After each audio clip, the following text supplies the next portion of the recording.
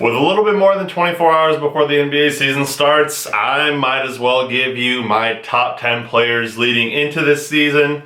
Now, this was kind of weird because I feel like a lot of guys are kind of in similar tiers, so don't hate me if you don't like my list, but let's talk about it.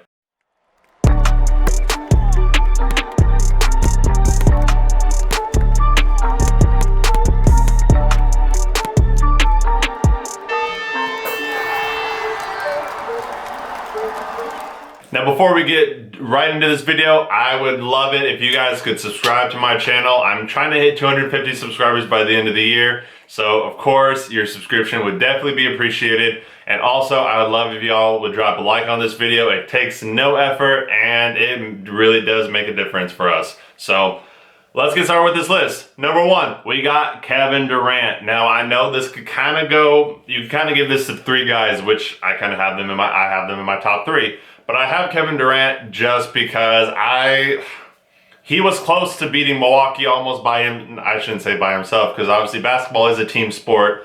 But he was close to beating Milwaukee, being the only, superstar on the Brooklyn Nets. So, and he's just got a really long foot that he ended up being on the 3-point line, so it only counted for 2. So I kind of have to take that a little bit into consideration now. With preseason happening, Giannis is showing a little bit more. He's improved his jump shot. So I almost put Giannis at number 1, but for right now, and this is always subject to change, I have Kevin Durant going in as number 1 because he also had that game 4 or 5 where he went off for like 48, or he had like a triple double with like 40 points or something, whatever. I don't remember. But, he absolutely killed it in the playoffs, and I got to give him my respect. I know Giannis is the reigning MVP, finals MVP, but Kevin Durant is where I'm, laying it down. So, obviously, that leads me right into number 2. I have Giannis as the reigning finals MVP. I just feel like he's just a smidge, maybe a little not as good as Kevin Durant, but at the same time, I completely understand if you put Giannis over KD. I was struggling with those. But Giannis at number 2, especially with his improved jump shot, and that stays consistent going into the season, or, all the way through and into the playoffs, Giannis is number 1. So, but for right now, with just preseason, I gotta put him at number 2. Don't hate me. Number 3, we got LeBron James. So, I still have LeBron up in my top 3. He's been... Obviously, he won the championship in 2020. Last year, he kind of had, I wouldn't say an off season, but the season overall with COVID and, playing pretty much like 4 or 5 games a week, I think his body just got tired. Even though LeBron's always been a freak in nature, his body is just like the rest of ours where he does need the rest. So, and just last year was kind of a weird season. They went out in the first round. I don't expect that this year. If you watched my video yesterday, you know that I have the Lakers as my top pick to win the championship this year, very closely followed by the Brooklyn Nets. But I have the Lakers winning so far, so I need one more season of LeBron not playing up to his normal self, which it's kind of weird that, him making the finals kind of seems like that needs to be the norm. But I think that just speaks to the greatness that is LeBron James. But one more season before I decide that, he's definitely not a top player in the league right now anymore. But I still think he gets this season to really decide, okay, I'm still LeBron. I may not be, 30-year-old LeBron or 32-year-old LeBron or even 34-year-old LeBron. He's going to do his thing even at 36, 37 years old. So, going in number 4, this kind of might be where I lose people. So Steph Curry, the only reason that I might lose people is because people might put Steph ahead of LeBron, which again, I kind of could understand. Steph's been playing out of his mind. Obviously, did they miss the playoffs last season? I think so, because didn't the Grizzlies beat the Warriors in the play-in game? I think that's what happened. But obviously the Warriors went 5-0 in this preseason, which doesn't mean much, but Curry's been playing really well. I think with, as being the greatest shooter of all time, he can get any shot that he really wants. I don't know if there's really the three that I have above him are really the only three that I would ever put that are better than Steph Curry. He can do too many things. And I think sometimes he's thought of too much as a shooter and not like an actual basketball player. And that dude's a hooper. He can get anything he wants. He can finish. The only thing that he can't do really, and I shouldn't even say he can't, he's just not an amazing defender. He's just about an average defender. So that's the only knock that you have on Curry. Other than that, I mean, there's not many players in the world that are better than him. So I have him at number 4. Number 5, rounding out my top 5, James Harden. He's been amazing for the Brooklyn Nets so far. He's been their key facilitator. He's been getting buckets even when Kyrie hasn't been there. So he had that injury later on into the season, which affected him in the playoffs. I don't exactly know when he's supposed to be returning this season, but and I don't have Kawhi on this list, and I feel like I might have heard something that he could come back this season, but I wasn't 100% sure, and I did not double check that before I did this video. But I do have Harden. I don't know when he's supposed to come back. I don't know if he's supposed to start the season or what, or if he's I don't even honestly know if he played preseason. I haven't paid a lot of attention to preseason. I've been checking scores and all that, but I have not been watching the games that well. I'm waiting for the regular season just because I don't care too much about the preseason too much. But Harden, number 5, I think he definitely deserves to be in the top 5 players in the league. Number 6, Luka Doncic. Luka's definitely looking to make a playoff run, a legit playoff run this season. He's gone out in the first round the past 2 years, both to the Los Angeles Clippers, which I don't think is going to happen this year. Obviously, if Kawhi stays out the entire season, I don't think a Paul George-led Clippers is going to beat the Mavs, especially because the Clippers also downgraded. I think they downgraded when they got rid of Patrick Beverley and brought in Eric Bledsoe, because maybe Eric Bledsoe's a better shooter, because honestly, Patrick Beverley's been hitting his jump shots, and even in the playoffs, he had some stretches where when he was hitting his shots, he looked like the great.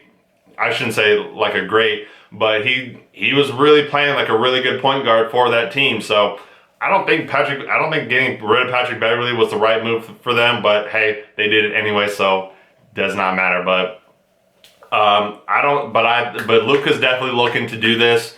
And we'll kind of just have to see what happens with him and Porzingis, but I definitely think Luka's definitely wants to make a huge stride and really bring his team deep into the playoffs. Joel Embiid, I have at number 7. I don't have him listed. So Joel Embiid at number 7. The only reason he's kind of down low, if he was healthy for an entire season and even beyond that, it just seems like he's kind of out a little bit too much. And for that reason, if you're out and you are the superstar on your team, again, when you go out and you get injured or whatever the case may be, you hurt your team in that way. So while Embiid's got the skill to be top 10, I don't want to put him any higher than this 7th spot just because it's kind of, I don't ever know what's going to happen to him in a season. Even when he's like sick or sometimes injured, he can play super well because he's just that good. It's just, I don't know if I can really rely on him to be there for the entire season sometimes. So, but skill-wise, he should definitely be higher. But if you take into injuries, I don't know if I can trust him that well though. 8, Damian Lillard. I kind of felt bad putting Damian Lillard this low, but I also didn't feel like he was that much better. I could understand if you put him above Embiid or Luka. Those 3 are kind of interchangeable like that. Like I said, I can understand if you put him at 6, but I have him at 8. Just, I don't know. I feel like he's one of those guards that we've seen the peak of what he can do, and I don't think he's going to be doing much. I mean, he's a great player, and if he was on a better team, he would be, he'd be seen way differently than what he is. But because he chooses to remain in Portland and thus he's only going to ever get his team so high, how he's viewed in this league is only going to be so high. So I think number 8 is still pretty good. Personally, because I like Damian Lillard, I probably would have put him up a little bit higher if I put more bias into it. But realistically, I don't think Dame deserves any higher than number 8. Number 9, Nikola Jokic, the Joker. This was another guy that I kind of felt like deserve to be higher, but I didn't really know where to put him, and I don't know if I would put him above any of these other guys. Maybe Damian Embiid. Again, these guys are so interchangeable because it's really just what do you value more. Dame's a dude who's just been in this league. He's a bucket getter. He's clutch. Jokic is a guy who he's one of the greatest passing big men of all time, if not the greatest. He can shoot from the outside. He's not an amazing defender, but he's not a bad defender anymore. So it really depends on just what you value. And I think Dame for right now is probably slightly the better player, honestly. But again, I can see you giving it to Jokic. I was really confused when making this list because I did not know where to put anybody at all. Last guy that I have on my top 10 is Russell Westbrook. Now this might be, I wasn't sure about this one. Russ is my favorite player in the league. He's been my favorite player in the league for about the last 5 or 6 years, give or take. I can't get over how much energy and just when he plays, you can tell he loves the game of basketball. He wants to compete. He wants to go at you as hard as he can, and I love that mentality. Now, sometimes he gets a bad rep because he'll turn the ball over. He's a stat, and he's a stat patter. He doesn't really like to win. He just wants to get his stats. I don't subscribe to any of that, but at the same time, there's only been so far that Russell Westbrook's been able to lead these teams. Now I know it takes a real special player to be able to take their team from a really low seed to to the NBA Finals. Not that I'm expecting, not that I was ever expecting any of that from Russ, but with his style of play and everything, I understand, and I gotta put him lower in that top 10. So obviously I have him at the 10th spot just because he can be wild, and I understand if you definitely choose all these other guys above him. I do have kind of a couple honorable mentions. One was Jason Tatum, and 2 was Bradley Beal. Those guys, Bradley Beal, I don't think will ever make it into the top 10. I just think that's just how it's always going to go. I think Jason Tatum's pretty close. I almost put him in number 10 above Russell Westbrook, but I felt like I was going to give Russ one last respect and just put him in the top 10, but I think Tatum's pretty much almost just about there. I also had 3 guys that was kind of like guys with top 10 talent, but I'm definitely not putting in the top 10. Those 3 guys included Kyrie Irving, Anthony Davis, and Karl Anthony Towns. Those guys all top 10 talent, but because of, anything else, all these extra things, Cat, he hasn't been able to be that dude, but his teams haven't been amazing. But again, he hasn't, past 2 seasons, I'm not counting the past 2 seasons against Cat. I'm talking about the seasons before that. He's always been young, so I don't know if you can kind of count that for him or not. Anthony Davis, he's just never been a guy who just wants to impose his will on a game, so I can't ever really put him, even though he's a top 5 talent, I can't put him in the top 5 or even top 10 because he doesn't impose or really go after it. If he had Russell Westbrook's mentality, top 10 easy. Probably honestly top 5 as it is right now. And then Kyrie Irving, not much to say about that. He's one of the greatest finishers and shooters, clutch guys, I think in NBA history. But with his other stuff, I feel like he's a little too selfish, and his play is never going to really translate super well to being a number 1 option on a championship team. But he's definitely good to be a number 2 or number 3 like he is with Brooklyn.